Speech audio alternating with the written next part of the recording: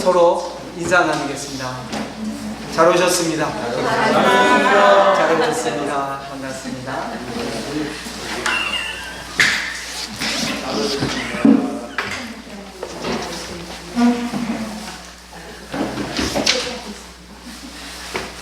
오늘은 22장을 잠깐 살펴보고 23장 22장 한번 여러분 보시기 바랍니다. 22장 앞부분은 저희가 좀 했습니다. 드디어 이제 하나님이 아브라함에게도 아들을 요구하십니다.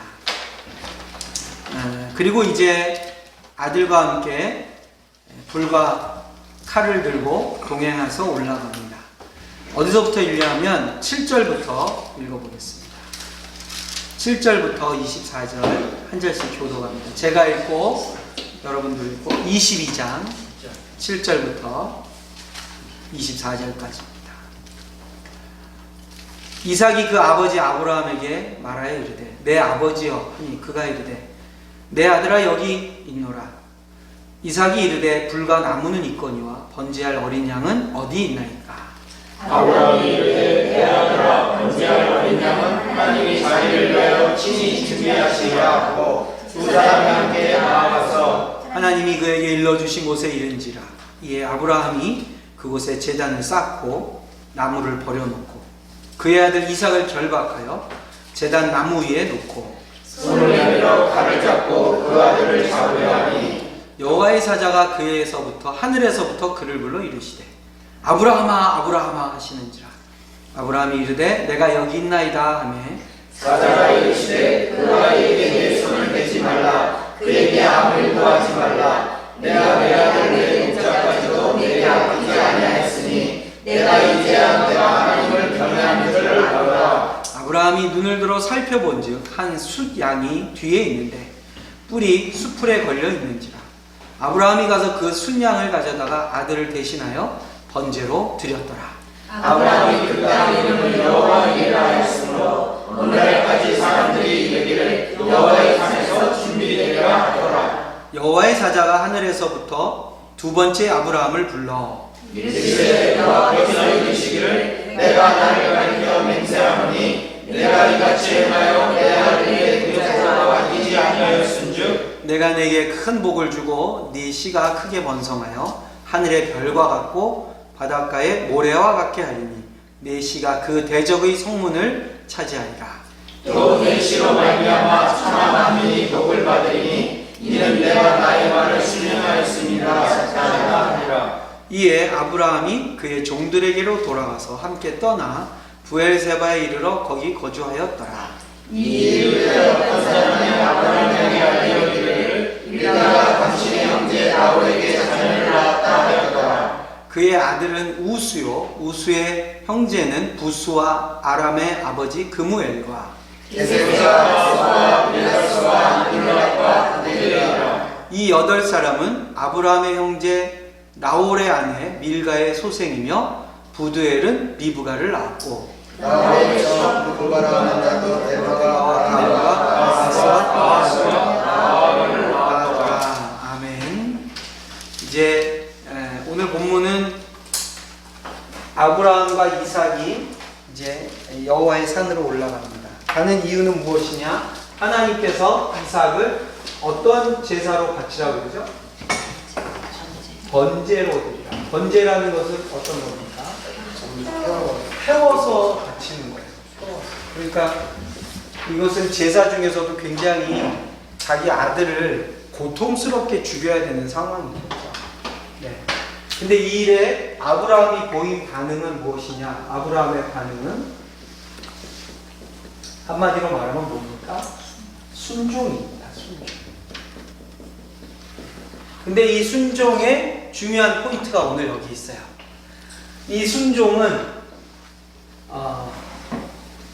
그 뒤에 이 위기가 안전함으로 또는 이 위기가 해결될 것에 대한 기대를 할 수 있느냐 없느냐. 인간적으로 보면 기대가 돼요, 안 돼요? 사실상 이성적으로는 없죠. 답이 없어요. 순종의 특징은 뭐냐? 이성적으로는 답이 없다. 여러분, 우리에게 있어서 순종의 가장 큰 특징은 뭐냐면 이성으로는 답이 없는 거예요. 예. 그리고 이 일은 사람들이 그렇게 격려하거나 또 해보라고 말하거나 하기도 어려운 일이에요.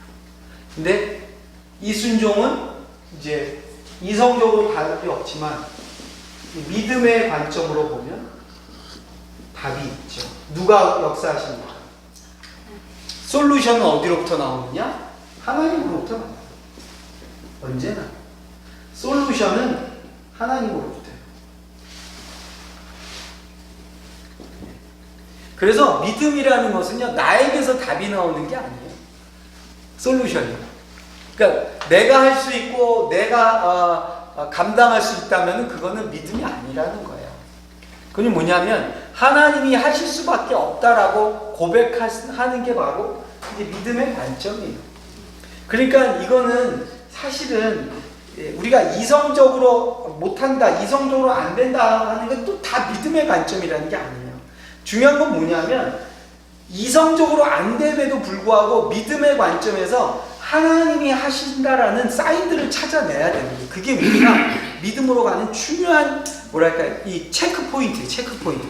지금 하나님이 하시고 있다라는 게 보여야 돼요. 하나님이 하시고 있다는 거. 근데 이게 어디까지 가야 되느냐? 아브라함 입장에서 보면 어디까지 가야 해요? 어느 단계까지 딱 가니까 하나님 역사심을 보게 됩니까? 죽이려고 할 때 가는 거예요. 죽이려고 할 때. 그때 하나님이 그를 말리는 것을 보게 되죠. 그러니까 순종의 단계가 어디냐? 여기까지 가는 거예요. 물론 이전에 막아주실 수도 있죠. 그리고 이전에 하나님이 다르게 응답하실 수도 있는데 그 고통이 이제 어떻게 보면 우리 관점으로 보면 이거는 이제 최고의 훈련, 가장 마지막 어떻게 보면 최고 난이도의 훈련 앞에 이제 아브라함이 서는 거죠. 이 이후에는 아브라함의 인생은 이제 평탄한 마지막으로 끝나죠. 그에게 뭐 더 큰 문제가 생기지 않아요. 이제 이후는 어떤 일이냐면 이제 아내가 천국 가고 그리고 며느리를 얻고 그리고 아브라함도 생이 이제 거의 마감되는 것으로 끝나요. 그리고 이제 누구로 넘어가냐면 이삭으로 넘어가요. 그러니까 아브라함에게서 있어서 뭐냐면 정점을 찍는 훈련이에요. 근데 그 정점을 찍는 테스트의 대상이 누구냐? 누구를 가지고 하나님 건드리시느냐? 이삭을 가지고 건드리시죠. 왜냐하면 아브라함에게 있어서는 하나님의 유일한 축복이고 가장 큰 축복이 이삭 아니겠어요? 그죠? 근데 이 이삭이 하나님이 아브라함한테 체크하시는 포인트예요. 그러니까 우리도 어떻게 보면 우리가 하나님 앞에서 이제 검증받을 이삭이 있어요. 이게 이제 혈육으로서의 이삭이라는 말도 되지만 다른 말로 말하면 내가 죽었다 깨어나도 못 내려놓는 거 있잖아요. 그거 하나님 다 건드리신다니까요. 그래서 이게 내려놔져도 사는구나라는 것을 경험하는 최고의 훈련이 이제 남아있어요. 사실 우리도. 네. 그러니까 이제 뭐 우리 장로님은 제가 볼 때 이제 이건 넘어서신 거고 우리는 아직 여기 이제 가고 있는 우리 이제 여호와산에 올라가고 있는 그렇게 네? 그 아들이 막 우리한테 막 찔르면서 물어봐.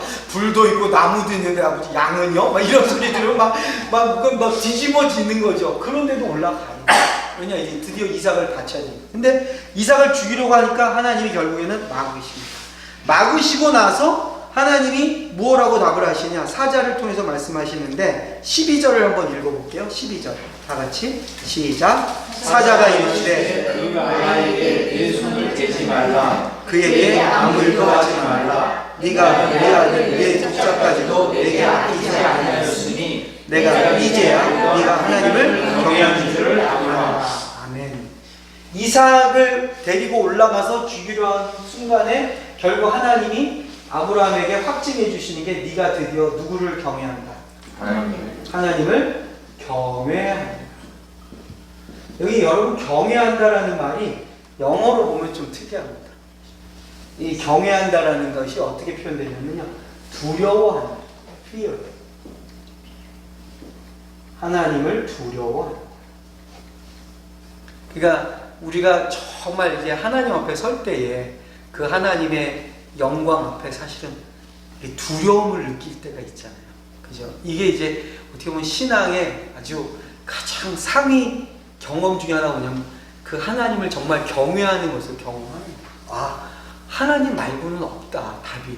하나님만이 내 인생에 정말 모든 것이구나라는 걸 경외하는 거예요. 그분 앞에 정말 두려운 거죠. 그래서 여러분 왜 이사야 같은 경우도 하나님을 나중에 보고 나서 화로 다 망할 줄 나는 너무 그 하나님의 영광을 보니까 내가 죽겠다는 거예요. 왜냐하면 하나님을 봐서.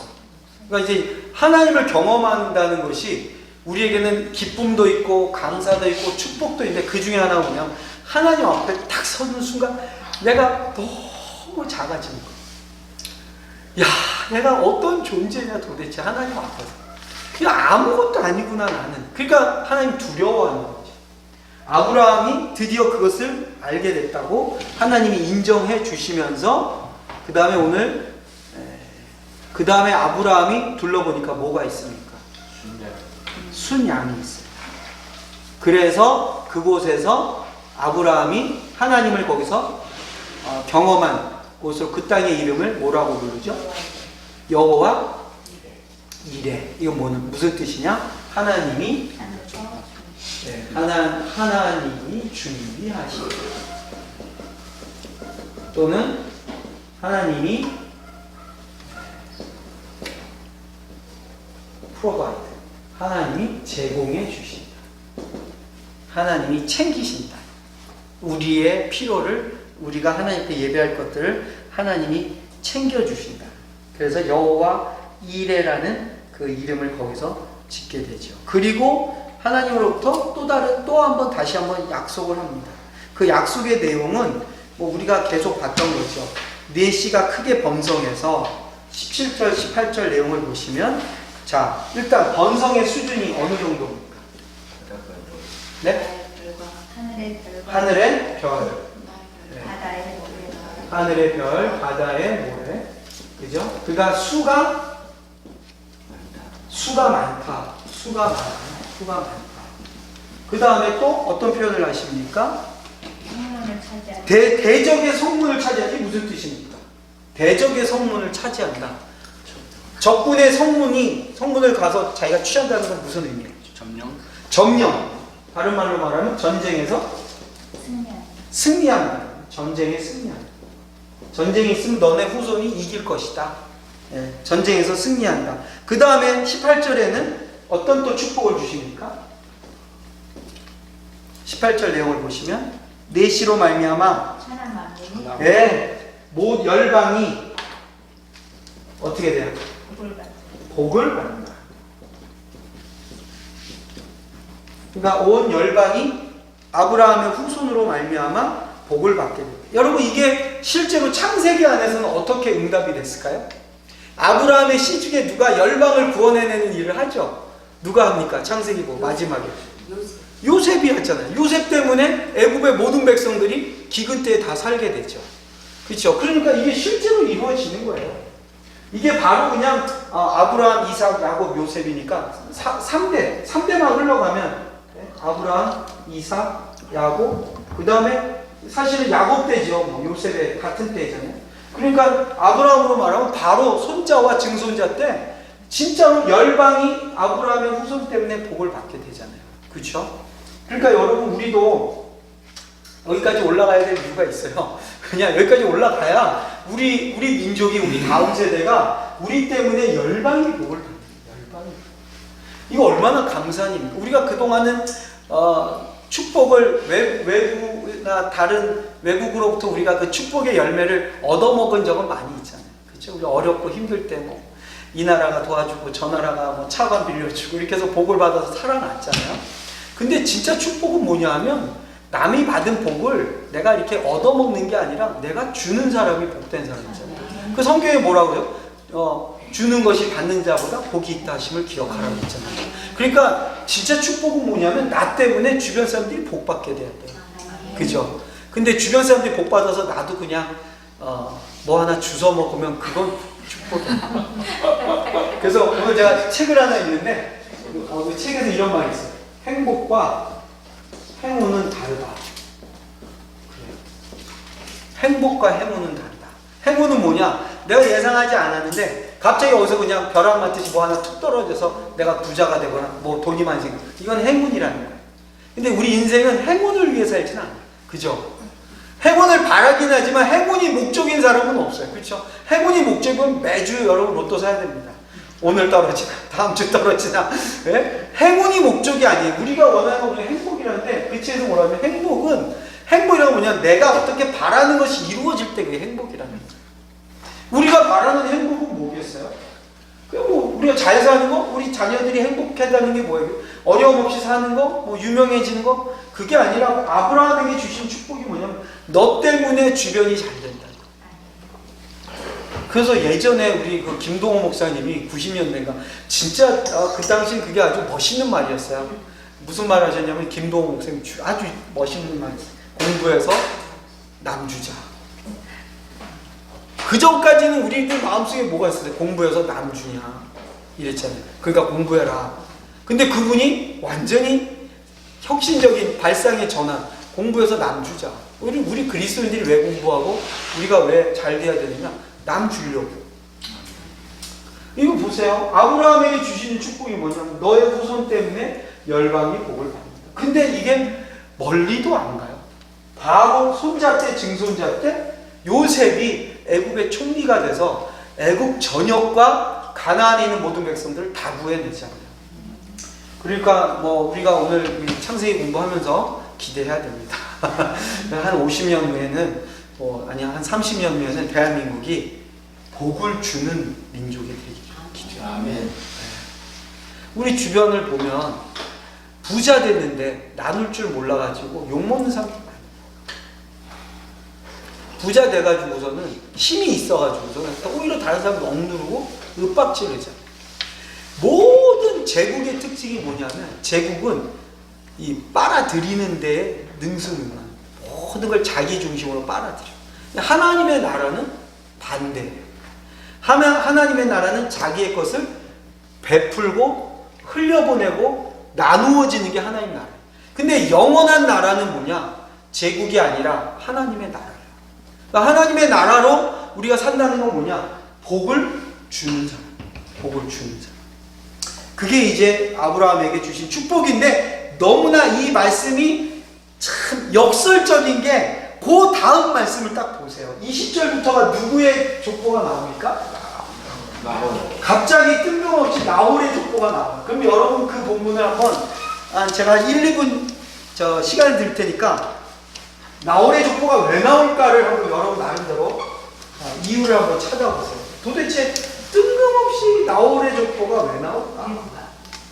네, 자, 마음속으로 아직 답 얘기하지 마시고 뜬금없이 나홀이 튀어나왔어요.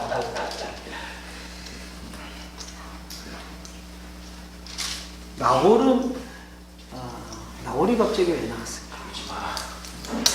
네. 나홀이 나온 거는 나홀은 아브라함의 어떻게 되죠? 기억나세요 혹시? 힌트를 드리면 창세기 11장을 여러분 참고하시면 창세기 11장 보면 뒤에 아브라함의 족보가 아브라함 집안의 족보가 나오거든요. 네, 거기에 보면 나옵니다. 미리 얘기하면 안 돼요.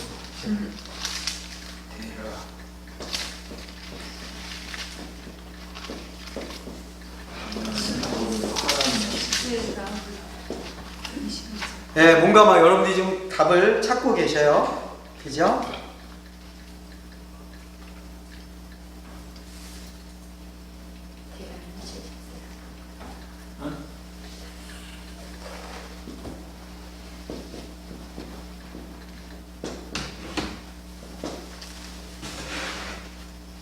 찾으셨습니까? 누가 한번 얘기해 주시겠어요? 동생이네요. 왜 나올까요, 여기?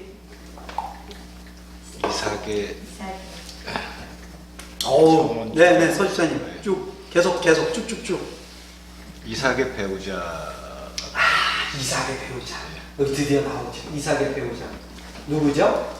리브가 리브가. 근데 리브가를 설명하려면 누가 나와야 돼? 나홀. 그렇죠. 네, 이 리브가의 아버지가 나와야 되잖아요. 그렇죠. 그죠? 아버지가 누군지 아세요? 부두엘이 나와요. 부두엘. 그 다음에 부두엘의 아버지는 누구예요? 바로 나홀이에요. 그리고 나홀은 누구냐? 동생. 아브라함의 둘째 동생. 막내 동생은 누구야? 하란. 근데 하란이 아들 하나 딸 하나를 낳고 죽었잖아요. 일찍. 딸이 누구냐? 밀가. 아들은 롯. 그래서 롯은 누가 데리고 가요? 아브라함이 데리고 갔고, 밀가는 나홀. 나홀이 조카를 부인으로 삼습니다. 이 당시는 뭐 그렇게들 했나 봐요. 다 근친혼이에요. 그래서 얘가 왜냐면 아버지가 없으니까 이 딸애가, 그래서 나홀이 밀가를 데리고 가요. 그래서 밀가가 나홀에게서 자녀를 낳았다 그러잖아요. 그죠? 근데 자녀가 모두 몇인가? 많이 나왔어요. 한번 세보셨습니까? 우수, 부스, 그 다음에 그무엘, 게셋, 하소, 빌다스, 이들라, 부두엘 8을 낳았어요. 그 중에 부두엘이 몇 번째 아들입니까? 8번째 아들이. 그리고 그 다음에 또 나홀이 첩을 또 얻었어. 부인을 하나 더. 그래서 또 며칠 얻었어요? 거기서 첩도 대바와 가함과 다하스와 마하가. 그래서 첩을 통해서 아들 또 넷을 얻고, 그러니까 도합 몇을 얻는 거예요? 12아들을 얻었어요. 그죠? 근데 아브라함은 지금 아들이 몇 명이에요? 이삭 하나. 그러니까 이 본문은 이 뒤에 이 나홀이라는 동생이 고향에서 자녀를 낳았는데, 조카애를 통해서 자녀를 낳았는데 아들 8을 낳고, 그 다음에 첩을 통해서 4을 낳고, 그러니까 나홀도 12아들을 낳고. 근데 아브라함은 그 천하 만국의 본토 친척 아비집을 떠나라 그래서 하나님 말씀 듣고 가나안에 왔는데, 지금 25년 만에 아들 하나 낳았는데 그게 누구냐? 이삭 하나 낳은 거예요. 그런데 그것도 하나님 또 파치라 그래가지고 또 산에 올라가서 죽일 뻔하다가 겨우겨우 살려내고 나와서 딱 돌아왔더니 고향 소식이 딱 들어요. 고향에서 SNS 막 들리는데 고향 소식이 뭐냐니까 자기 동생은 12을 낳았대.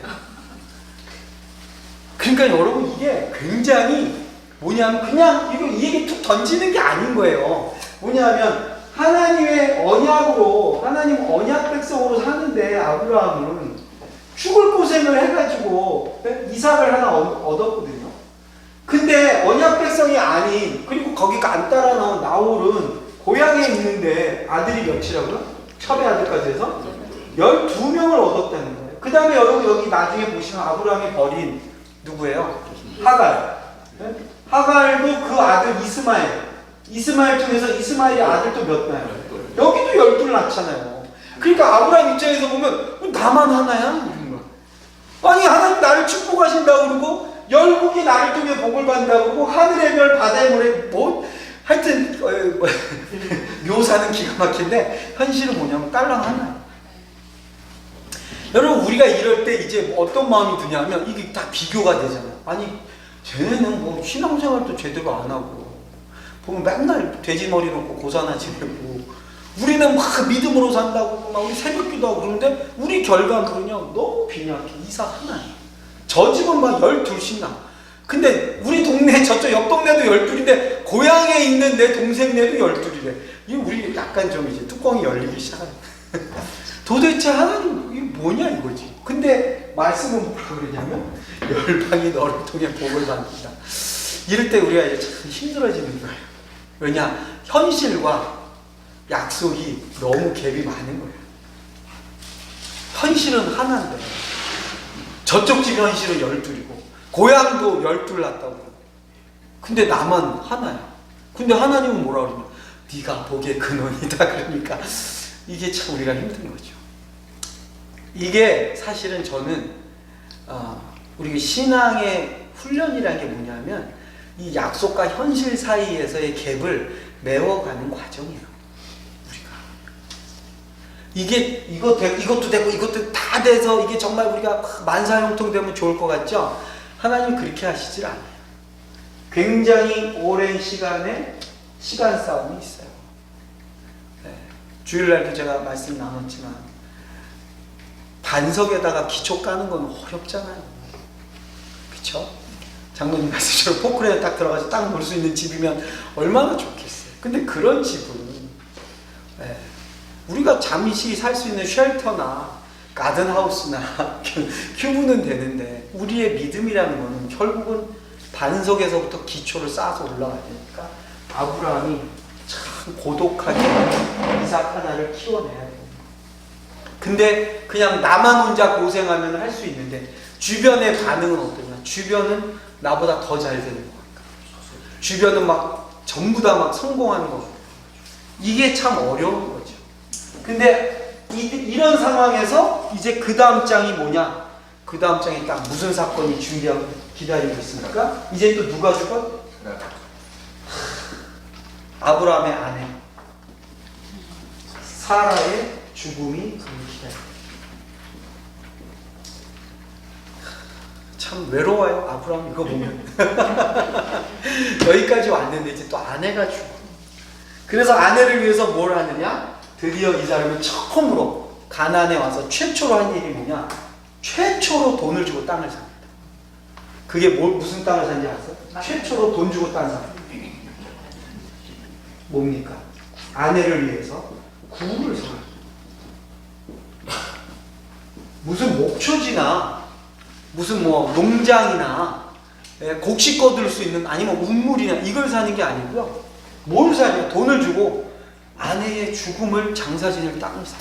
그러니까 이 땅은 이게 무슨 소득이 나올 땅입니까? 아니죠. 근데 이거는 그러니까 또 보시면은 주변 사람들이 그냥 주겠다고 그래요. 그게 얼마짜리냐? 그럼 성경 한번 보십시오. 이 땅이 얼마짜리냐? 4절부터 보겠습니다. 23장 4절. 4절 제가 읽으면 여러분 5절 이렇게 해서 쭉 교도하겠어요. 23장 4절. 나는 당신들 중에 나그네요 거류하는 자이니 당신들 중에서 내게 매장할 소유지를 주어 내가 나의 죽은 자를 내 앞에서 내어다가 장사하게 하시오.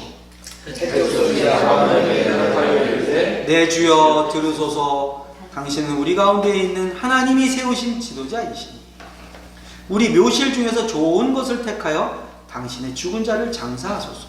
우리 중에서 자기 묘실에 당신의 죽은 자 장사함을 금할 자가 없으리이다.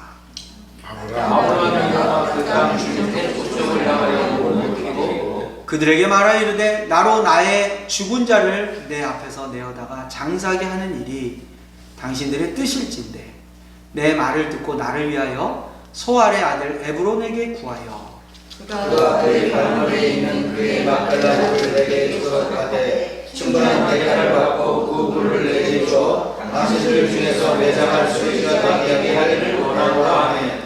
에브론이 해쪽 속 중에 앉아있더니 그가 해쪽 속 곧 성문에 들어온 모든 자가 듣는 데서 아브라함에게 대답하여 이르되 내 주여 말씀하시고 내 말을 들으소서. 내가 그 밭을 당신에게 드리고 그 속의 꿀도 내가 당신에게 드리되 내가 내 공족 앞에서 당신에게 드리오니 당신의 죽은 자를 장사하소서.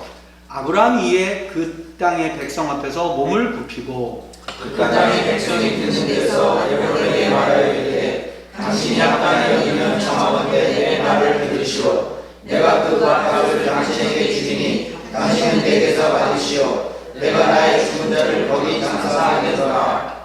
에브론이 아브라함에게 대답하여 이르되 내 주여 내 말을 들으소서. 땅값은 400세겔이나 그것이 나와 당신 사이에 무슨 문제가 되리까. 당신의 죽은 자를 장사하소서. 아브라함이 에브론의 말을 따라 에브론이 해쪽 속이 듣는 데서 말한 대로 상인이 통용하는 은 400세겔을 달아 에브론에게 주었더니 마므레가 있는 에브론에가 곧 그 밭과 거기에 속한 물과 그 밭과 소유지의 물이 흐르는 나무가 성문에 들어온 모든 헷 족속이 보는 데서 아브라함의 소유로 확정된지라. 그의 아버지의 아내 사라를 가나안 땅 아브라함과 막달라가 그의 자기가 마므레는 곧 헤브론이라. 20절 다 같죠? 이와 같이 그가 이의 상관 이에 족속으로부터 아브라함이 내가 소유로 확정되었다. 여러분 보십시오. 얼마짜리였습니까 결국? 은 400 세기. 이게 돈으로 따지면 장로님 얼마? 400만 불. 400만 불이에요. 싼 땅이 아니에요. 되게 비싼 땅이에요. 근데 그걸 다 그냥 돈 주고. 땅값이 더 올랐을 거예요. 장로님 40억이라는 거 어디서 들으셨습니까? 느낌이. 느낌이? 400치. 이게요 보면은 제가 좀 찾아봤어요. 제가 읽어드리면 한번 들어보세요. 이 액수는 이후 성경에 나온 부동산 매매 가격과 비교하면 상당히 큰 돈이었음을 알게 돼요. 이거 어느 주석에서 제가 적은 거예요.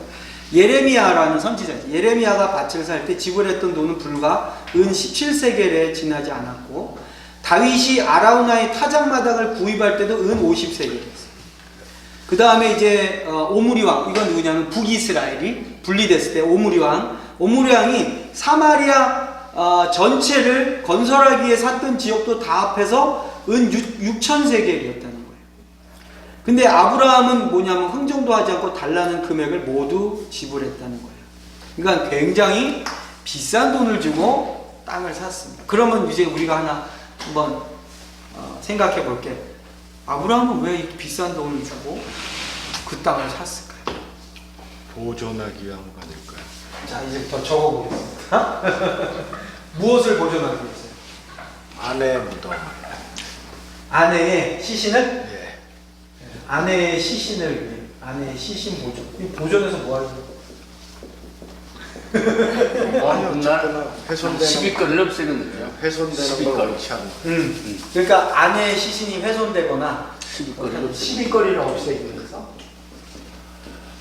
네, 또 다른 분. 왜 이렇게 비싸게 되돌리지 않게 해줬어요. 어떤 면에서? 땅값을 이게 지불했으니까. 지불했으니까 되돌리지 않게. 아, 소유권. 네. 소유권을 확증? 이렇게 하면 될까요? 그런 좀 소유권 확증? 나중에 관광 수익이 더 커질 거야. 네. 또 다른 분이요? 왜 이렇게 비싼 돈을 주고 샀을까요? 아내가 끔찍하게 사랑했어.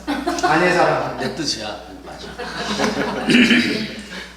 정말 아내를 사랑하니까. 그래 아까 뭐 네, 이 땅을, 왜냐면 이것도 자기가 거기 사겠다. 뭐 누가 뭐 주겠다 했는데 그거 아니야. 나 에브론 거기에 그 땅 사. 그게 나중에 보니까 어디라고 아까 나오니까 그 땅이다. 네? 맨 마지막 결국에 보면 헤브론이에요. 제일 이스라엘 예루살렘 올라오고 오른쪽 제일 좋은 땅이에요. 그러니까 거기가 어디냐면 좋은 땅이고 헤브론 땅이에요. 그러니까 되게 좋은 땅을 자기 아내의 매장지로 삼았어요. 아내를 사랑하니까 능히 그렇게 생각할 수 있지. 또 왜 그 비싼 땅을 돈 주고 샀을까? 그냥 가지라고 했을 때 그냥 받았으면 되는데 안 받고 굳이 계산하겠다. 그래가지고선 이거 얼마인지도 결국에는 확인이 되고 그래가지고 그 돈을 주고 삽니다. 또 혹시 여러분 뭐 혹시 그 생각 나오는 거 있으세요? 내 딸이라는 거 확장시켰잖아. 그거는 이모에 나와 있는 내 거다. 아, 공짜를 싫어한다고? 아, 공짜를 싫어해서? 저기 강윤희 자매 의견이에요. 아니 부인을 나그네처럼 길바닥에라 내 소유권 안 데다가 저 장사 지내기가 좀 그렇지. 그렇죠. 네. 네. 남의 땅이나 공짜를 받는 데다가. 그러니까 아내를 사랑하니까 내 아내가 그냥 남의 땅에다가 이렇게 매장되는 걸 원치 않고 아내의 죽음을 잘 기리기 위한, 메모리하기 위한 그런 의미도 있어요. 그죠? 아까 또 뭐였죠? 공짜. 공짜 싫어요. 왜냐면 아브라함이 전에도 보면 조카로 구해올 때, 그죠? 그 뭐죠? 전리품은 다 니네 가져가고 수고한 애들 거 챙겨주고 나한테는 난 하나도 받기 싫어. 그러니까 아브라함이 가지고 있는 어떤 약간 캐릭터 중에 하나 뭘까 하냐면 자존감이 또. 네, 그러니까 그냥 받는 건 싫어 이 사람. 근데 아내 팔아먹고 죽고 나서 정신 차렸네? 아브라함이? 죽고 나서는 귀한 줄 아나 우리가. 살아서 잘해. 아, 오늘 또 권사님 중요한 얘기 했어. 살아서 잘해야 된다. 살았을 때. 죽고 나서 뭐 땅 사주고 뭐 해주고 뭐하냐, 그치? 살아있을 때 잘했으니. 그렇게 살았을 때 아내 마음고생 시키고, 그죠? 그냥 또 막 집안 막 편집판 일으키고 막 그러고. 살았을 때 잘했어야지, 우리가. 아브라함은. 아, 굉장히 좋은, 아주 풍성한 지금 적용이 나옵니다. 자매에 빵거 만드세요, 많이. 내가 먼저 갈지 몰라. 뭔지 몰라. 네. 그래서 아브라함이 유일하게 땅을 소유한 건요, 매장지밖에 없었어요. 그가 그 외에는 어떤 가난에 어떤 땅 돈 주고 사진 않아요. 그냥 나그네. 아까도 자기 표현이 그러잖아요. 나는 나그네다. 거류자다. 그러니까 이 사람은 가난에 대한 개념이 뭐냐, 한편으로는 내 거 아니다. 근데 열심히 거기서 일을 해요. 그래서 부자가 되잖아요. 부자가 됐는데 소유는 아니에요. 이 되게 독특합니다. 아브라함의 그 라이프를 보면 그 사람의 그 라이프 스타일이 부자거든요. 근데 소유를 안 해요. 특이해. 우린 부자면 당연히 소유를 하잖아요. 근데 이 사람은 부자예요. 실제 농사도 잘 짓고 성공하고 자기의 재산도 많잖아요. 근데 땅을 소유하진 않아요. 딱 하나 소유한 게 뭐냐, 비싼 돈 주고 샀는데 우리 같으면 뭐 투자의 가치나 아니면 거기서 뭐 농작물이 좋거나 아니면 전략적인 요새거나 뭐 전쟁에 아주 요충지거나 이런 거 살 때는 이 사람 산 건 뭐냐, 아내를 위로하고 아내의 죽음을 애도하기 위해서 샀을 뿐이에요. 그러니까 이 사람은 왜 이렇게 살았을까가 조금 저한테는 늘, 저는 이 아브라함, 이삭, 야곱, 이 사람 세 사람의 공통적 특징이 뭐냐면 다 성공했거든요. 그렇죠. 아브라함도 이삭도 야곱도 성공했어요. 세상으로 말하면 부자예요. 굉장히 큰 부자가 됐는데 특이한 건 뭐냐면 항상 이들의 라이프 스타일이 뭐였냐면 징기스칸 스타일이지. 이게 이제 뭐냐면 제가 징기스가 말한 거 노마드. 이 나그네 신학이라고. 나그네 신. 나그네로 사는 거. 그러니까 나에게 주어진 시간 동안만 내가 잘 활용하고 내가 그것으로 유익을 남기고 그리고는 다투고. 제가 오늘 중앙일보에서 누가 그거를 스크랩을 한 걸 제가 페이스북으로 봤는데 우리 한국에 정말 멋있는 크리스찬 한 명 나왔어요. 영화배우 신영균 씨. 이야, 전 재산 500억을 기부했어요. 그리고 그 다음 말이 멋있어요. 나 죽으면 관에다가 성경책 하나만 얹어요. 그랬는데 그 사진에 그분 성경책이 나왔어요. 성경책이 정말 달고 다른 성경책을 지금도 가지고 있어요. 와, 근데 이분 그 이제 기사 보면서요. 원래 치과 의사였대요. 연극을 너무 하고 싶었는데, 영화를 너무 하고 싶은데, 연극 무대 갔더니 개판이더래요. 맨날 두들겨 패고 막 이상한 짓 하고 그래가지고, 애가 엄마 말 듣고 다시 공부해가지고 서울대 치대를 들어가서 의사가 됐어. 그래서 치과를 차렸어. 근데도 너무 연기가 하고 싶은 거야. 그러니까 이제 무슨 단역이나 뭐가 연극 무대 오면은 저기 누구야 페이닥터 하나 불러가지고 알바 뛰게 하고 자기 가서 연기하고 오고 막 이랬는데 병원에서 자꾸 무슨 문제가 생기냐면 이 신용규 씨한테만 진료를 받으려고 환자가 자꾸 오니까 자기 없을 때 막 불편이 나오니까 할 수 없이 이제 치과를 접고 연기자로 가기로 작정을 합니다. 그 이제 난리가 나는데 누가 난리 났겠어요? 가장 반대한 게 아내가 뒤집어지는 거야. 오명난이가 아니야, 오명난 말고. 아니요. 신성일이고 거기는 신성일이고 신영균 빨간 마우라. 엄마의 사촌언니예요. 네. 엄마의 사촌언니. 사모님이 그 부인이 실제로. 그래가지고 이 부인이 뭐라고 그랬냐면요. 내가 치과 의사랑 결혼했지 딴 딸아랑 결혼했냐고. 그러면서 막 반대했대요. 왜냐면 이제 뭐 그쪽 세계 가면 남자가 늘 뭐 유혹에 빠지 뻔하니까 난 절대 안 된다 그랬더니 신영균 씨가 그랬대. 내가 평생을 당신만 모시고 부끄러움 없는 인생을 살 테니 허락해달라. 그래가지고 그럼 해라. 그랬는데 첫 영화에서부터 대박. 이게 벼락스타가 된 거예요. 근데 이분이 놀라운 게 뭐냐. 자기가 그 신앙을 가지고 있었던 거예요. 부인도 그렇고. 그러니까 평생을 그 아내랑 평생을 살았어요. 그리고 자기는 영화로 너무나 성공을 많이 해서 나중에 이제 그 명보극장 인수하셨잖아요. 그걸 6억 주고 샀는데 지금 뭐 몇백억짜리 했는데 그걸 다 그냥 드린 거예요. 그 영화 무슨 발전 협회. 그리고 이분이 영화인들 자녀를 위한 장학금 만들어서 뭐 1년에 몇 억씩 그게 나가고 그 남은 모든 재산도 다 그냥 사회에 환원하기로 했는데 이분 얘기가 참 저한테 도전이 되더라고요. 자기는 이미 축복을 받은 인생이래. 영화로. 그래서 자기는 다시 태어나도 또 영화를 할 거래요. 근데 나머지 자기가 사업에서 성공하고 사업을 통해서 벌어들인 거는 하나님이 나한테 흘려보내고 베풀라고 주신 거기 때문에 그거는 내 게 아니라고 자기 평생 생각해. 그러면서 나의 나된 것은 그리스도의 은혜라. 그 고린도전서 말씀이 자기 평생 말씀이에요. 이야, 내가 혼자서 박수 쳤다니까. 할렐루야. 이제 우리 노장로님만 얼른 한 번 더 타시면 되겠어요. 이 정말 우리 그 한국 교회 이 원로들이 이 아름다움 너무 멋있잖아요. 그 음악의 스타가 마지막에 자기 인생에 대한 정리를 하는데 내 관에는 성경책 하나만 묻어놓으라. 야, 참. 그게 전 보면요, 이게 나그네 신학이에요. 다 하나님으로부터 온 거고 내 인생 사는 동안에 여기가 내 처소가 아니고 내 처소는 내가 영원히 거할 곳은 저곳에 있다. 아버지께서 나를 위해 지어놓으신 그 성, 예비된 성. 이게 히브리서의 주제잖아요.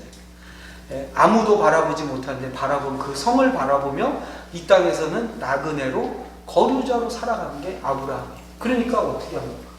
다 베풀고 나눠주고. 그런데 이 사람은 어떠냐? 자기들의 힘과 권력을 유지할 만한 건 하나도 갖추지.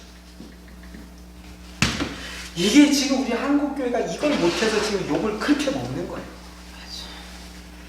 우리 교회가 뭘 자꾸 소유하고 뭘 자꾸 챙기고 뭘 자꾸 마련하고 뭘 자꾸 쌓아놓고 그게 여러분 지금은 우리는 지금 당대는 하나님의 축복이라고 그러고 성도들이 또 얼마나 헌신합니까? 우리 성도님들이 다 헌금하고 막 그렇게 해가지고 해놨는데 지금 제일 무섭고 걱정되는 게 뭐냐면요. 우리 세대 끝나고 나서예요. 이거 가지고 이게 아마 한국교회가 지지고 볶고 난리칠 제목들이 지금 질비합니다. 이거 다 이 재산 누가 가져? 누가 어떻게 할 거야? 소유권 분쟁이 날 수밖에 없어요. 네. 이것 때문에 이제 아마 한국교회 굉장히 심각한. 그러니까 우리는 아브라함 이거 맨날 배우고 맨날 보면 뭐야? 아브라함처럼 안 사는데. 그죠? 이삭과 야곱 맨날 공부하고서 우리가 느낀 거, 이들처럼 우리도 축복받게 해달라고. 근데 이들이 축복을 어떻게 활용하고 그 축복을 어떻게 흘려보내는가는 안 배우고 받는 것만 자꾸 따라하려고 그래. 근데 하나님 또 실제로 주셨잖아요. 그러면 흘려보내는 것도 이들처럼 해야 되잖아요. 보세요. 이삭 하나밖에 없어요. 그러나 결국에는 누가 열방을 구하느냐? 아브라함의 후손이 구하는 게 맞아요. 여기서 야곱이 나오고 야곱이 요셉을 낳고 요셉이 세상에 누가 상상이나 했어요? 애굽에 가서 총리가 돼 있지. 근데 되는 거예요. 누가 바벨론이 이스라엘을 유대를 점령하고 멸망시킬 때 누가 거기 소망이 있고 거기에 무슨 희망이 있었어요? 그래도 하나님은 다니엘을 살려놓으셨어요. 하나님은 결국에는 하나님의 언약을 이루시게 돼요. 저는 똑같다고 봐요. 오늘 우리 우리 하박국의 고백처럼 무화과 나무에 소출이 없고 포도나무 열매가 없고 위에 양이 없고 외양간에 소가 없을지라도 사라지는 것 같지만 의인은 믿음으로 삽니다. 아멘. 우리 그거 붙잡고 가는 거죠. 자, 그래서 결국에는 땅을 샀고 그래서 이삭 하나를 딱 남겨두고 아내를 보냈는데 들려오는 소식은 뭐냐? 옆집도 뒷집도 앞집도 다 아들을 12씩 낳은 거예요. 근데 자기만 아들 하나 데리고 이제 가는 거예요. 그러니까 그 다음에 이제 아브라함 입장에서 보면 이 아들을 위해서 뭘 해야 될까요? 하늘의 별처럼 바다의 모래처럼 많아지는 아들이 배우자를 얻어야 되잖아요. 그래서 그 다음 장이 무슨 장이냐? 네, 드디어 며느리를 얻는 스토리가 나옵니다. 며느리 얻는 스토리. 네, 그 다음 장 우리 24장을 보겠습니다. 며느리 얻는 장인데요. 쭉 한번 읽는데 이 자매님들께서 한번 합독을 좀 해주시면 어디까지 하시냐면요. 9절까지 1절부터 9절 자매님들만 읽고 그 다음부터는 우리 형제님들이 읽고 와서 자매님들 1절부터 9절 시작. 여호와께서 그에게 검사의 복을 주셨더라. 아브라함이 자기 집 모든 소유를 맡은 늙은 종에게 이르되 청하건대 너 집 대대의 손을 얻어라. 내가 너희를 하늘의 하나님 땅의 하나님이신 여호와를 가리켜 맹세하게 하니 너는 내가 거주하는 이 지방 가나안 족속의 딸 중에서 내 아들을 위하여 아내를 택하지 말고 내 고향 내 족속에게로 가서 내 아들 이삭을 위하여 아내를 택하라. 종이 이르되 여자가 나를 따라 땅을 먹으려고 하지 아니하거든 내가 주인의 아들을 주인이 나오신 땅으로 인도하여 돌아가리이까. 아브라함이 그에게 이르되 내 아들을 그리로 데리고 돌아가지 아니하도록 하라. 하늘의 하나님 여호와께서 나를 내 아버지의 집과 내 고향 땅에서 떠나게 하시고 내게 말씀하시며 내게 맹세하여 이르시기를 이 땅을 내 시에게 주리라 하셨으니 그가 그 사절을 너가 앞서 보내실지라. 네가 거기서 내 아들을 위하여 아내를 택할지니라. 만일 여자가 너를 따라오려고 하지 않으면 나의 이 맹세가 너와 상관이 없나니 오직 내 아들을 데리고 그리로 가지 말지니라. 그 종이 이에 그의 주인 아브라함의 허벅지 아래에 손을 얹고 이 일에 대하여 그에게 맹세하였더라. 네, 우리 10절부터는 이제 우리 형제님들이 있습니다. 시작. 이에 종이 그 주인의 낙타 중 10피를 끌고 떠났는데 곧 그의 주인의 모든 좋은 것을 가지고 떠나 메소포다미아로 가서 나홀의 성에 이르러 그 낙타를 성 밖 우물 곁에 끌렸으니 저녁 때라 여인들이 물을 기르러 나올 때였더라. 그가 이르되 우리 주인 아브라함의 하나님 여호와여 원하건대 오늘 나에게 순조롭게 만나게 하사 내 주인 아브라함에게 은혜를 베푸시옵소서. 성중 사람의 딸들이 물 기르러 나오게 싸우니 내가 우물 곁에 서 있다가 한 소녀에게 이르기를 청하건대 너는 물동이를 기울여 나로 마시게 하라 하니니 그의 대답이 마시라. 내가 당신의 낙타에게도 마시게 하리라 하면 그는 주께서 주의 종 이삭을 위하여 정하신 자라. 이로 말미암아 주께서 내 주인에게 은혜 베푸심을 내가 알겠나이다. 말을 마치기도 전에 리브가가 물동이를 얻게 되었더니 그는 아브라함의 동생 나홀의 아내 밀가의 아들 부두엘의 소생이라. 그 소녀는 보기에 신이 아니었고 지금까지 남자를 가까이 하지 아니한 처녀더라. 그가 우물을 내려가서 물을 그 물동이에 채워가지고 올라오는지라. 종이 마주 달려와서 이르되 청하건대 내 물동이의 물을 내게 조금 마시게 하라. 그가 이르되 내려 마시소서 하며 급이 그 물동이를 손에 내려 마시게 하고 마시게 하기를 다하고 이르되 당신의 낙타를 위하여서도 물을 기르어 그것들로 배불리 마시게 하리라 하고 급히 물동이의 물을 부유에 붓고 다시 기르려고 우물로 달려가서 모든 낙타를 위하여 깃는지라. 그 사람이 그를 묵묵히 주목하며 여호와께서 가장 평탄한 길을 주신 여부를 알고자 하더니 낙타가 마시기를 하며 그가 마세게 무게의 금 코걸이 한 개와 13개의 무게의 금 손목걸이 한 쌍을 그에게 주며 이르되 네가 누구의 딸이냐 청하건대 내게 말하라. 내 아버지의 집에 우리가 유숙할 곳이 있느냐. 그 여자가 이르되 나는 밀가가 나오게서 부두엘의 딸이니라. 또 이르되 우리에게 집과 사료가 족하며 유숙할 곳도 있나이다. 이에 그 사람이 머리를 숙여 여호와께 경배하고 이르되 나의 주인 아브라함의 하나님 여호와를 찬송하나이다. 나의 주인에게 주신 사람과 성실을 듣지 아니하셨으니 여호와께서 길에서 나를 불러서 내 주인의 동생 집에 이르게 하셨나이다. 네, 거기까지 일단 27절까지 봤습니다. 자, 여기 중요한 게 갑자기 이제 새로운 한 사람의 인물이 등장합니다. 누가 나옵니까? 리브가가 나오는데 리브가를 얻기 위해서 아브라함이 보내는 종이 나오죠. 종, 그 사람이 누굴까요? 집사쯤 되겠죠. 네? 구체적으로 이름은 안 나와요. 네. 근데 이 종을 여러분 한번 보시면 이 종에 대해서 여러분 어떻게 느껴지세요? 지금 쭉 읽어보면 하나님을 네, 하나님을 신뢰하는 종이에요. 하나님을 신뢰하는 종. 그 다음에 또 볼 때 이 종은 어떤 종입니까? 지혜가 있는 종. 네, 집사님. 아브라함, 이게 아들과 같은 존재. 아브라함이 또 신뢰하는 종. 아들과 같이 신뢰하는. 네, 아들처럼 사실. 아브라함이 주인이 아무한테나 이걸 맡기겠어요. 지금 며느리 구하는데 본인이 못 가는 대신 가는 거잖아요. 그러니까 정말로 아들같이 여기는 종이겠죠. 또 막 지혜가 은 세계를 몰고 막 맡길 정도니까 그렇죠. 회계 담당이고. 근데 폐물을 맡겼어요. 그러니까 회계 담당일 것이다. 재정 담당, 네, 재무 쪽에서 이미 검증 끝난 종이야. 또 지혜가 있는 종. 아, 이 사람 지혜가 있어요. 어떤 지혜가 있습니까? 옳은 처자를 구하는 방법을 나름 며느리감, 주인의 며느리감을 구할 나름의 어떠한 그 뭐랄까 기준이 있어요. 기준을 가지고 있었어요. 중매자. 네, 그 기준이라는 게 뭐였습니까? 이 사람이 하나님 앞에 기도할 때 내가 나 물 좀 달라 그러면 나한테 물만 줄 뿐 아니라 낙타까지 물을 주는 여자가 하나님 주신 여자. 자기 나름대로 주인의 며느리를 구하는 데 있어서 기준이 있었어요. 그 기준이 뭡니까? 어떤 내용이에요? 결국에는 어떤 여자를 찾는 거예요? 배려하는 여자. 그리고 배려.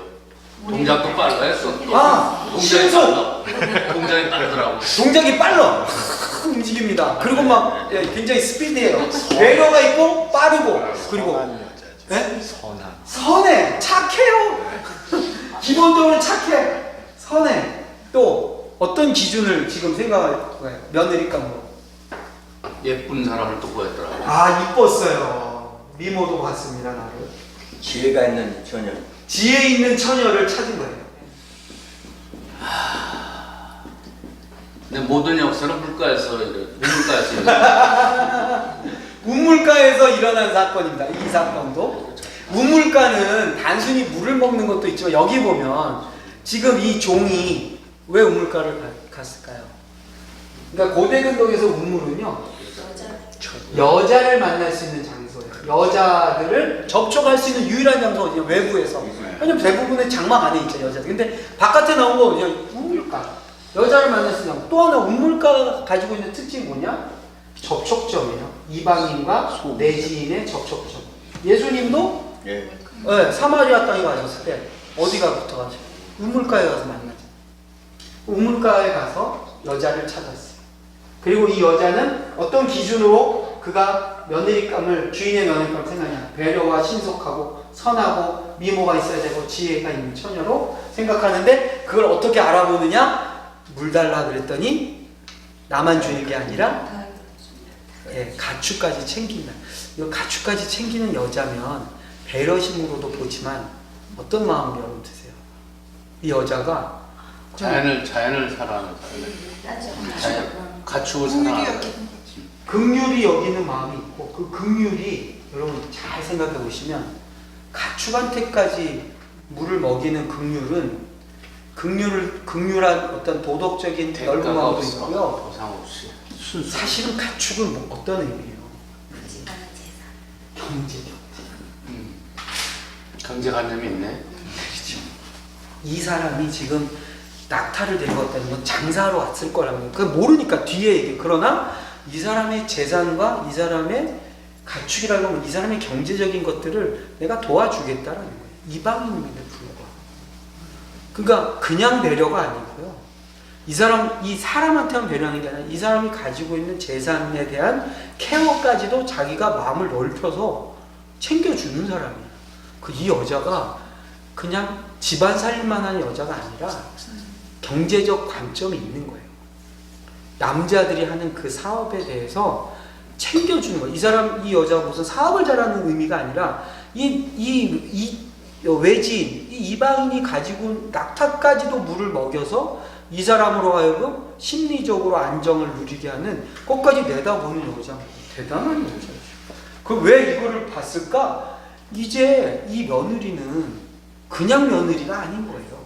그죠? 우리 집안에 이제 후계자의 부인이 되는 거잖아요. 왜 우리 주인님은 이제 혼자시고, 네? 우리 주인님이 이제 며느리 봐야 되니까 이 며느리를 그냥 단순히 이삭 도련님의 부인으로만 보는 게 아니라 파트너로 보는, 우리 집안을 이끌어 나갈 이삭 도련님과 함께 우리 집안을 끌어갈 파트너를 찾는 거니까 가축한테 물까지 주려는 그 생각이 있느냐 없느냐 보겠다는. 이 사람 보면 여러분 우리 회사에 이런 직원 있으면 참 좋겠죠. 제가 오늘 이거 준비하면서 나 이런 종이 있기를 기도해야 돼. 우리는 지금은 이제 종이 아니지만 이거 우리가 파트너로 또는 조력자, 동역자. 이 사람이 신분으로는 종이지만 사실은 믿음의 수준으로 보면 아브라함이 동역자예요. 왜? 아브라함 대신 가잖아요. 큰일 한 거예요. 진짜 제대로 딱 잡아서 데리고 왔어. 그것도 왜냐하면 뒤에 읽어보면 친정 식구들은 바로 안 보내려고 해요. 리브가를. 그래서 며칠 데리고 있다 가자. 근데 이 종한테 아니라고, 나 내일 가야 된다고. 그래서 그러니까 이제 그럼 우리 딸한테 물어보니까 딸이 그럼 나도 따라가겠다고. 그 다음날 바로 나가버려. 종이 틈을 안 줘. 딱 잡았다 그러면 무조건 데리고 가야 돼, 주인한테. 그럼 결국에는 리브가를 데리고. 근데 리브가가 네. 어떻게 이렇게 금방 자기도 가겠다고 그래. 신랑도. 그러니까 제가 이게 참 요즘 시대는 뭐 전화가 돼요. 뭐 이게 요즘 시대는 확인이 되는데 쭈구통이 할아버지가 왔어. 근데 뭐라 그러냐면 자기가 아브라함이 보낸 그것도 종이래. 뭐 아브라함의 무슨 뭐 동생이라든지 아니면 뭐 아브라함 뭐 누구라든지 이게 아니고, 그러니까 아브라함도 왜냐면 이삭 데리고 가지 말라 그랬잖아요. 그러니까 뭐냐면 아브라함이 보낸 메신저라는 것을 보여줄 증거로 이삭 딱 데리고 가면 끝인데, 이삭 안 데리고 자기 혼자 가서 이걸 하라고 그러는데 리브가는 또 그 말을 그냥 고지고대로 듣고 따라가. 그러니까 자기 남편들 손이 누군지. 성령의 계시가 있어. 그럼 이거 하나님이 진짜 참 이게 보통 일이 아니에요. 그러니까 이거 보면 이 사람도 대단하고 이 사람도 대단하고 이렇게 보낸 아브라함도 대단하고 이걸 다 항상 자기 일인데 자기는 전혀 관여 안 하고 이삭도 대단한 얘도. 종이 나이가 많은 사람이죠. 당연히 나이가 있죠. 젊은 사람을 안 보낸 것도 근데 아브라함이 그 종이 가지고 온 낙타와 그 애물 있잖아요. 그게 그만 보통 가격이 아니에요. 그렇죠. 맞아요. 그런데 만약 이거죠. 장하용이 네. 브로스로이드죠. 여기가 어마어마하다. 만약 그러니까 그 재산만 가지고도. 근데 근데 리브가가 단순히 재산만 보고 쫓아가진 않았을 거예요. 그렇지. 그렇죠. 그러니까 보여주니까. 그 패물이라는 것이 예를 들어서 누가 얼마든지 속이려면 다른 방법으로 속일 수도 있다는 거죠. 그 패물 갖고서 뭐 그 집안 여자 그냥 데리고 가겠다는 거. 근데 하여튼 리브가도 따라 나서요. 그러니까 성령의 인도 없이는 불가능한 일이에요. 패물이 마음에 또 들었어요.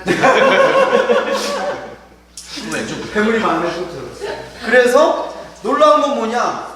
종이 일을 합니다. 그래서 저는 이 2장에서 24장에서 이 사람이 좀 참 와닿아요. 나에게 이런 동역자가 유난히 길어요 또. 네? 24장이 유난히 길다고요. 길어요. 이 얘기가 쭉 나오거든요. 왜냐하면 이제 리브가가 여기서부터 오는 거예요. 여기서 이제 제가 좀 궁금한 게 그거예요. 왜 아브라함은 가나안의 여자 중에서 며느리를 안 얻었을까? 그 다음에 뒤에 나중에 보면 리브가도 쌍둥이 낳았잖아요. 야곱과 에서. 근데 리브가가 야곱한테 뭐라고 해요? 너 아내를 삼촌한테만. 여기서 얻지 말라. 그래서 누구한테 보내요? 삼촌은 그러니까 여기를 보내요. 여기 라반의 집. 오빠. 그러니까 왜 이 집안은 도대체 부인을 가나안에서 얻지 않을까? 혈족 때문에 그렇죠. 근친혼이 아니었다는 걸 무생학적으로 알고 있었어요. 그리고 야곱과 에서를 가졌을 때 리브를 통해서 하나님이 말씀을 하셨잖아요. 네, 하나님이 그 야곱을 하나님이 선택한다고 그걸 하실 때 그 얘기까지 하실 것 같지 않나. 그 얘기 하시는 것 같다 목사님 한번 찾아보시면 그렇게 하셨나? 하나님이 그렇게 직접 말씀하셨나? 아니면 리브가 선택 한번 확인해. 아브라함도 특이하죠. 왜 굳이 메소포타미아에서 구할까? 그리고 결국에는 자기 친척이에요. 그죠? 동생이 낳은 손녀잖아요. 동생이 낳은 손녀가 자기 며느리가 되는 거예요. 이게 이제 그 다음에 에서가 부모님한테 가장 근심됐던 것 중에 하나가 뭔지 아세요? 이삭과 리브가가 에서 때문에 속상해했던 이유들이 있어요. 한번 우리 성경 찾아보겠습니다.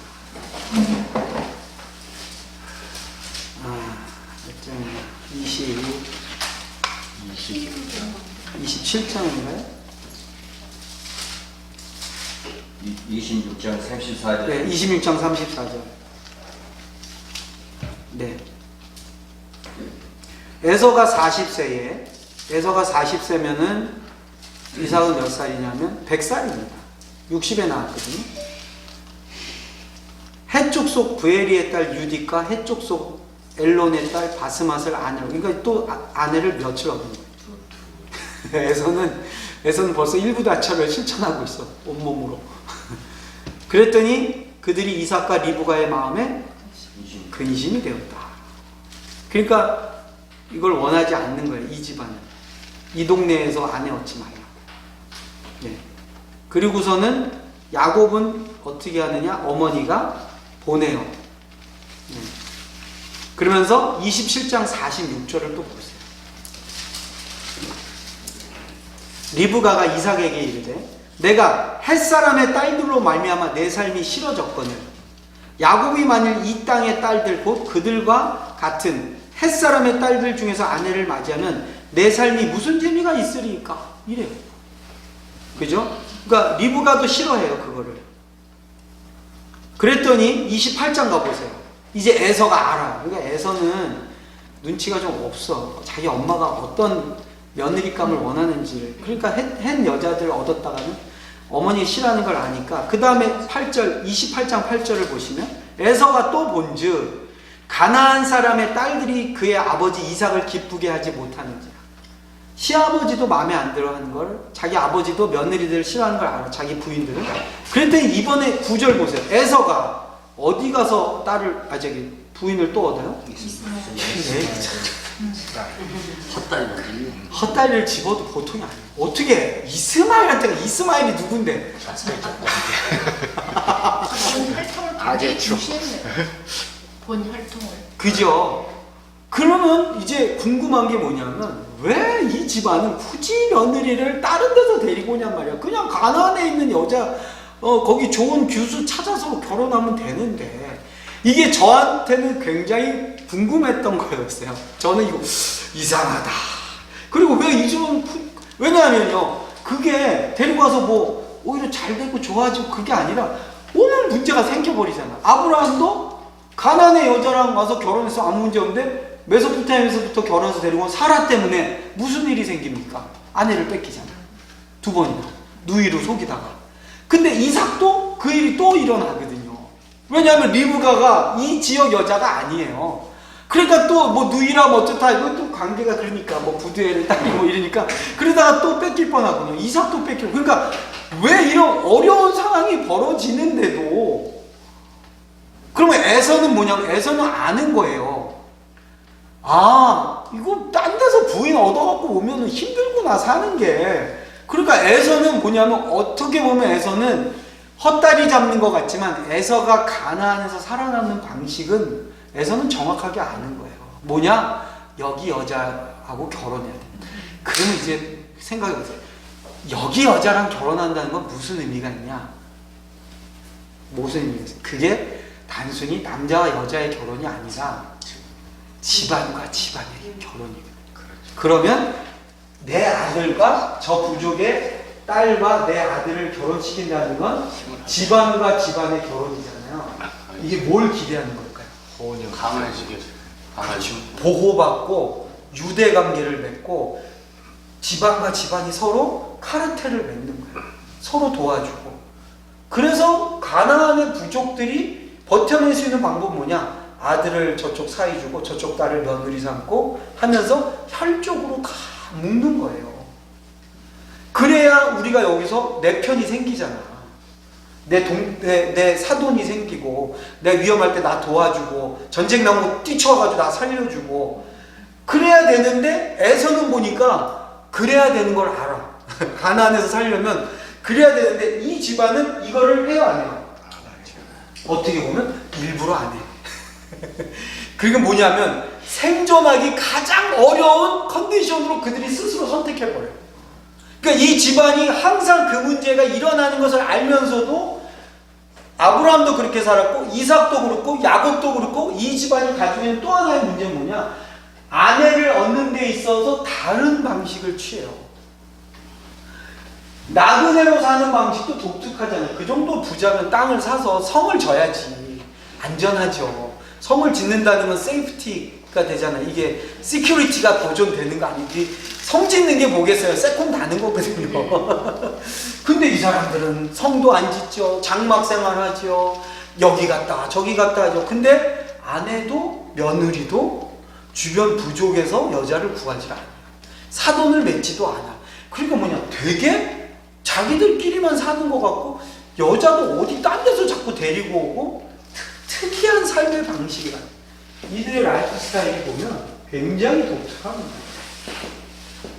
뭐냐 하면 제가 볼 땐 이게 사실은 할례 문제도 다 연관이 돼요. 이들은 가나안의 삶의 방식을 거부하고 가는 거예요. 가나안에서 안전하게 살 수 있는 방식을 거절하고 자기들이 믿음으로 사는 방식을 선택하고 가는 거예요. 그 중에 굉장히 중요한 게 뭐냐? 며느리를 얻는 거. 그 다음에 거주할 땅을 사는 거. 이런 것에서 다르게 가요. 저는 이게 우리한테는 좀 중요한 신앙적 기준이 될 수 있어요. 지금 그럼 믿는 사람끼리 결혼하기를 원하는 그런 케이스인가요? 그런 것도 사실은 있죠. 우리가 이왕이면 신앙의 사람들이 만나는 것을 우리가 여기고 또 더 재밌는 게 여기 되게 강조하는 게 뭐냐면 여인 쪽이에요. 남자보다. 여자의 며느리의 신앙. 그죠? 그러니까 왜냐하면 가정을 이룰 때 신앙적 이 우선권, 신앙의 어떻게 보면 그 주도권은요, 이게 여자한테 있어요. 그러니까 며느리를 특히 여기서 안 구하고 믿음의 그 가정을 이룰 수 있는 여자를 택해서 맺어줘요. 이거는 제가 볼 때 제가 이렇게 주례를 많이 서서 하는데 믿음은요 신부 따라가게 돼 있어요. 신랑 따라가는 건 정말 어려워요. 되게 보세요. 부인이 기도해서 남편은 회심하는데 남편이 기도해서 부인이 회심하기는 정말 하늘의 별이에요. 혹시 여러분 가운데 남편이 기도해서 부인이 회심한 경험 있으세요? 여기 없었는데. 그건 거짓말하면 안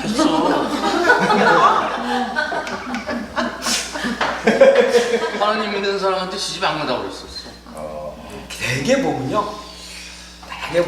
부인이 영적인 리더십을 발휘해요. 집안도 보면 며느리가 신앙의 리더십을 발휘해요. 그러니까 우리 아들이 좀 연약하고 부족하지만 믿음의 아내를 맞이하면 결국은 성장합니다. 우리 여기 다 증거들이 계시죠. 다 증거들. 다 아내가 기도하고요. 아내가 남편을 위해서 회심을 위해서 기도. 루터도 그랬어요, 여러분. 루터가 원래 그 종교개혁을 일으키면서 이거는 야사입니다. 루터가 이제 종교개혁을 일으키고 제일 잘한 것 중에 하나 뭔지 아세요? 루터가 중매의 은사가 그렇게 있어요. 그래가지고 사제들하고 수녀들을 소개팅 시켜주는 걸 루터가 그렇게 잘했대요. 거의 발렌타인. 그 루터는 딱 보면 안 돼. 저 신부는 이 수녀가 해. 딱 맞으면 딱 맞는데. 그래가지고 루터한테 그렇게 사제들이 와가지고 그 당시는 이제 사제들이 싱글이었잖아요. 다 수녀도 혼자 살고 지금도 그렇잖아요. 근데 루터는 뭐냐 결혼해라. 맨날 음료 풀고서는 엉뚱한 짓 하려고 타락하지 말고 결혼해. 그래가지고 루터가 적극적으로 맞선을 시켰는데 성공률이 높았어요. 근데 진짜 괜찮은 그 수녀가 하나 있었던 거야. 그 콧대가 너무 높아. 뭐 웬만한 신부들을 봐도 눈에 안 사제들 보면 눈에 안 차. 근데 뒤로 뭐라 그러냐면 이 수녀가 내가 루터 같으면 한 번쯤만 이런 소문이 내는 거야. 이 여자가 이 수녀가요. 그래가지고 루터가 하다가 안 되니까 그 소문 듣고 아니 그래 그럼 나랑 만나자 그래가지고 진짜 그 수녀랑 결혼했어요. 이 여자 보통 여자. 아니 진짜 수준이 높은 여자야. 그러니까 자기가 봐도 루터 정도 돼야 내가 그래도 결혼하지 다른 사제들하고 내 성이 안 찬다. 그래도 여자니까. 그 루터랑 결혼했거든요. 근데 루터가 종교개혁 하다가 진짜 어떨 때 너무 지쳐가지고 너무 힘들어가지고 네. 뭐 왜냐면 막 살해 공격 오죠. 테러의 위협 오죠. 막 자기 막 어렵지 빈궁하지 막. 근데 어딥니까? 비텐베르그 가면 그 세인트 어거스틴 수도원이 있어. 그게 루터가 운영하는 학교예요. 나중에 그게 이제 대학이 되는데 그 어거스틴 수도원에서 자기가 이 사역하는데 너무 지쳐가지고 어느 날 집에 오는데 막 어깨가 푹 처져가지고 이러고서는 너무 이제 자기도 괴로운 거지. 힘들고 내가 이거 왜 했나 싶어. 그럴 때 있잖아요. 그리고 오니까 부인이 안에서 본 거예요. 갑자기 그 부인 이름이 생각이 안 나요. 부인이 딱 보더니 바깥으로 막 나가더래요. 그리고 이제 루터가 오다 보니까 문을 열고 자기 부인이 딱 나오고 자기를 맞이하러 온 줄 알았더니 그게 아니라 헛간으로 막 자기 부인이 뛰어가는 거야. 그게 무슨 일이 있나 해서 루터가 자기 부인이 막 뛰어가니까 막 따라간 거예요. 봤더니 헛간에 갔더니 동아줄을 메고서는 죽으려고 하고 있는 거예요. 이 부인이. 그러니까 루터가 이제 막 화들짝 놀란 거죠. 미쳤냐 당신 왜 이러냐 뭐 우울증이야 막 이렇게 했지. 막 끌어내리니까 이 여자가 막 노라고 나 죽을 거라고. 그래가지고 막 억지로 끌어내린 거예요. 왜 그러냐고. 어떻게 당신이 죽으려고 그러니까 하나님 죽었기 때문에 내가 죽겠다 이런 거예요. 하나님이 어떻게 주냐. 어떻게 그런 신성 모독적인 발언을 하니까. 당신을 보니 하나님 죽었다. 멋있죠? 그러니까 루터 말고 성에 안 차던 여자가 루터까지 이러니까 막 그 퍼포먼스를 하는 거야. 그래 루터가 막 그 안에 끌어내 미안하다고 내가 다시 한번 힘내서 열심히 사역하겠다. 그러고서는 다시 종교를 일으켰대요. 근데 이 부인이 진짜 역할을 보통 많이 해요. 루터가 토론하는 거 좋아하고 저녁에 만찬하면서 신학생들 다 앉혀놓고 토론하고 신학자들 와서 토론하고 맨날 하거든요. 그거를 이 부인이 다 그걸 섬겨요. 그래서 그 비텐베르그 그 루터 박물관 가보면요. 부인 그 형상이 얼마나 위대하게 나는지 몰라. 왜냐면 이 부인이 진짜 중요한 역할이에요. 이게 이제 보면은 이런 나그네로 사는 거, 아내를 얻는 게 그냥 저 사람들이 좀 다르게 사는 그게 아니라 엄청난 손해와 그리고 엄청난 불편함과 엄청난 불리한 환경을 그들이 스스로 만들어서 가요. 그럼 그 불리한 걸 누가 극복하게 하시겠어요? 하나님이 극복하게 하시는 걸 증명하는 삶인 거예요. 저는 그래서 우리 교회는요, 불편하고 불리하고 손해보는 자리에 우리가 가는 게 맞아요. 그럼 우리가 손해보게 하시니 하나님 그렇게 안 하시냐는 거예요. 우리가 불편하게 계속 가면 하나님이 우리에게 살 길을 여시고 우리가 불리한 자리로 가지만 우리가 유리하게 하나님이 만드신다는 거예요. 이게 아브라함과 이삭과 야곱이 사는 방식이었어요. 보세요. 이 사람들 보면 늘 손해보고 늘 자기들이 베풀고 그런데 위험하고 사실은 편하게 누리면서 살 수 있잖아요. 얼마든지 가나안의 유명한 족속들하고 사귐 맺어서 안전하게 자기들의 여생을 끝낼 수 있어요. 근데 그렇게 안 해요. 왜? 다르게 사는 거예요. 믿음으로 산다는 건 실제로 삶의 원리가 달라요. 저는 전 세계에서 11조 진짜 제일 잘하는 나라가요. 한국교회입니다. 이게 통계적으로 나왔어요. 이게 저는 기복신앙이 아니에요. 그건 10의 1조를 우리가 드린다는 것은 보통 결단이 아니에요. 사실 이 세상 사람들이 말이야 세금 내는 것도 얼마나 아까워하는데 어떻게 10의 1을 내가 하나님 앞에 따박따박 떼어서 드립니까? 보통 결단 아니에요. 다르게 사는 방식이에요.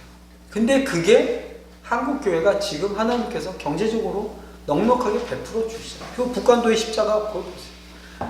예수 믿는 사람들이 이렇게 달라. 소득의 3분의 1은 생활비, 3분의 1은 교육, 3분의 1은 군자금. 이게 어떻게 이런, 근데 그렇게 사니까 그 다음 세대, 대한민국의 우리 이 한반도에 유능한 인물들이 거기서 나와요. 다 나와. 틀림없어.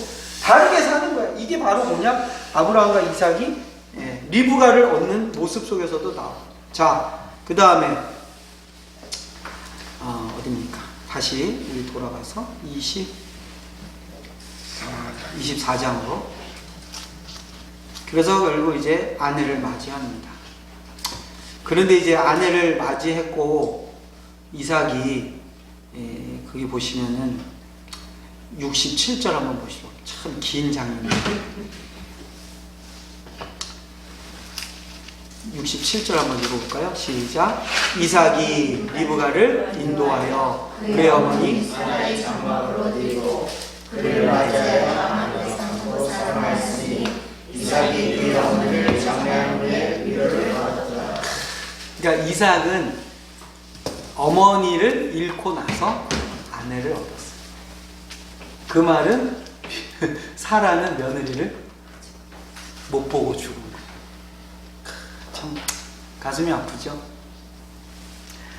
그리고 이제 24장이 마무리가 되고 25장은 또 누구의 족보가 나오느냐? 놀랍게도 이스마엘의 족보가 또 쭉 나옵니다. 아브라함이 죽고 이스마엘의 족보가 먼저 나오고 그리고 그 다음이 에서와 야곱의 탄생을 보여줘요. 그러니까 이삭 때도 여전히 이들이 불리하고 소수의 환경에 빠져 있어요. 이스마엘, 내쫓긴 이스마엘 집안 12부족. 이쪽은 20년 만에 쌍둥이. 결혼을 40에 했는데 리브가가 이삭 60대에서야 쌍둥이 나왔어요. 그러고는 또 끝이. 근데 여러분 아시죠? 이 리브가가 야곱을 오빠 외삼촌 집에 보내고 결국은 리브가는 둘째 아들을 못 봐요. 거기서 끝이. 야곱이 돌아왔을 때 어머니는 죽었어요. 그냥 참 가슴 아픈 일들이에요. 참 이거 보면요 신앙이 다 할렐루야 그것만은 아니에요. 이 집안에도요 가슴 아픈 일들이 쭉 있어요. 어떻게 그 사라가 며느리도 못 보고 결국에 끝나잖아요. 그 자기 그 사랑하는 아들의 부인도 못 보고 그 다음에 또 이 리브가는 이 집에 와서 20년 만에 쌍둥이 낳는데 그 중에 큰 놈은 또 그냥 이상하게 세상으로 가고 둘째 오빠네 집에 보냈는데 결국은 못 보고 끝나요. 어머니가 자기 사랑하는 아들 야곱한테 축복을 몰아주기 위해서 계략을 하나 꾸미었다가는 결국에는 죽을 때까지 그 아들이 돌아온 컴백홈을 못 보고 끝납니다. 그럼에도 불구하고 이제 이 집안이 계속해서 하나님의 은혜의 언약 가운데로 살아가는 것이 나옵니다. 자, 오늘 여기까지 하겠습니다. 24장이 굉장히 긴 부분이었어요.